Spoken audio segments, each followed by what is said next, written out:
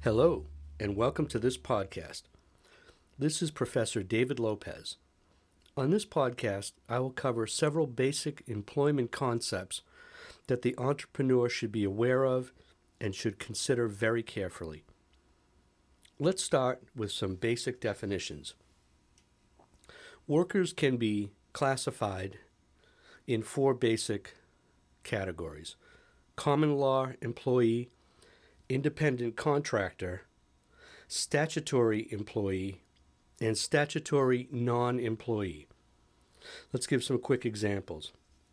A person who is considered a common law employee is an individual that performs services directly for your business, may be granted benefits, and has a work schedule that is predetermined.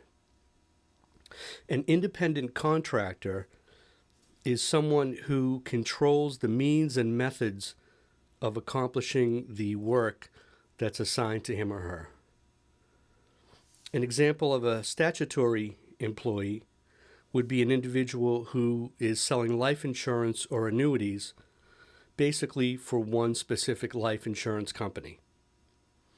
An example of a statutory non-employee would be an individual licensed real estate professional who could be considered self-employed for federal tax purposes.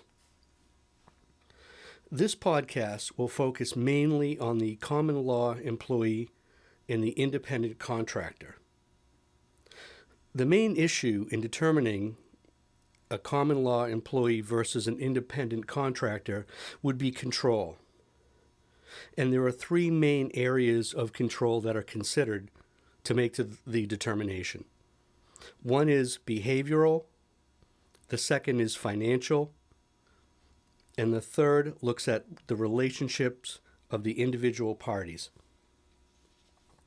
Let's take a look at the behavioral control first. Essentially, it's about control over the process of doing the work, not the results. If a small business owner has direct control over the tools, methods that a worker completes his or her tasks, that would be considered an employee.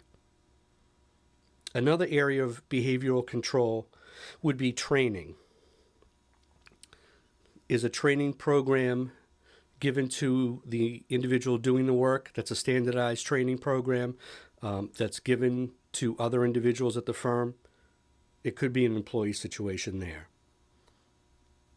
If, on the other hand, an individual has complete control over when and where the services are performed, this could be an independent contractor.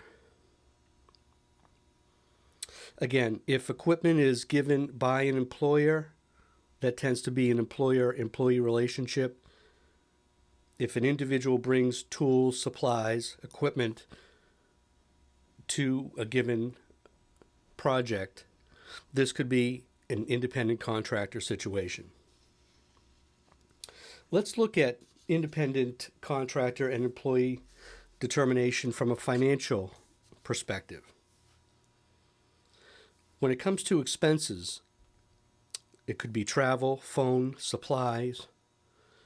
If the cost of these expenses are reimbursed by the company, this could be an employee situation.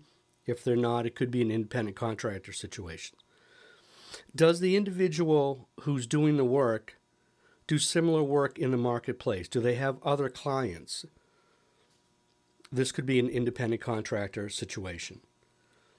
Also, compensation does play a part in it as well.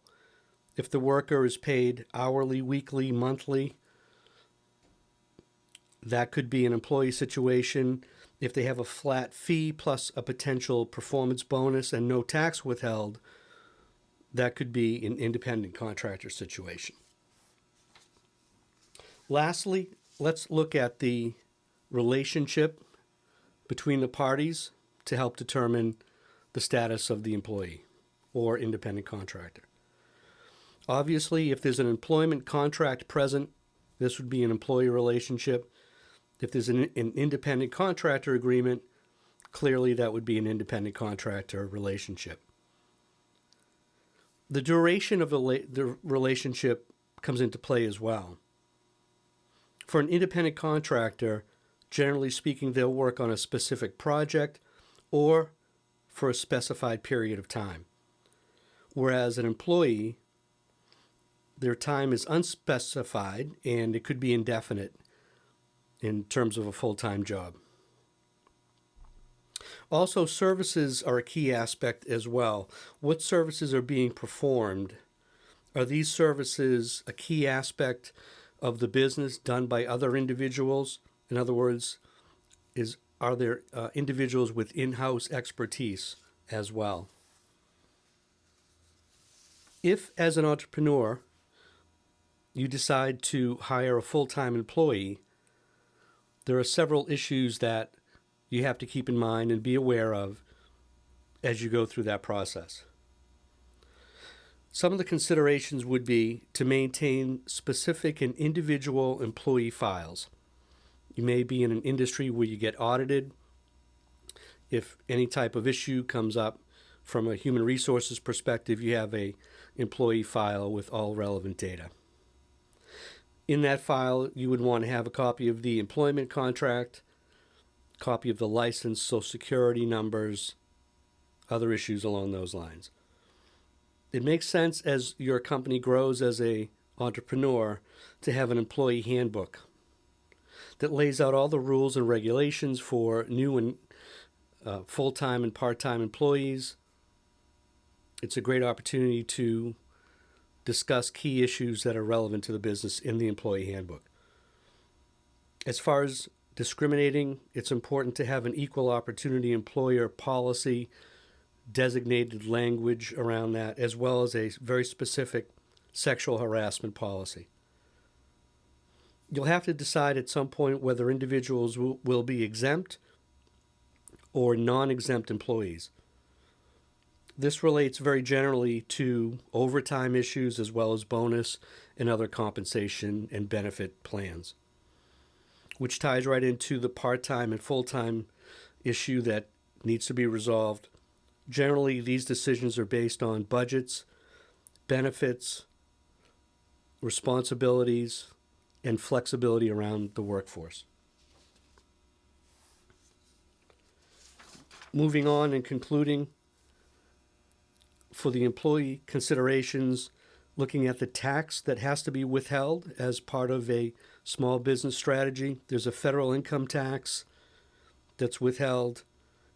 The employee gets a W-4 at the end of the year or early the following year describing compensation and tax withheld. There's a Social Security tax, which currently is 12.4%, a Medicare tax, 2.9%, which is generally split between the employer and the employee. There's a federal unemployment tax at 6.5%. Depending on the state where the company resides, there could be a state withholding tax, state unemployment tax. The employer is responsible for workers' compensation insurance and any potential benefits that they'll give to their full-time employees. Could be a 401k, could be a dental plan, or it could be tuition reimbursement. These are just some basic employee independent contractor concepts that an entrepreneur has to think about as he or she builds their new business. This has been Professor David Lopez. Thank you for listening.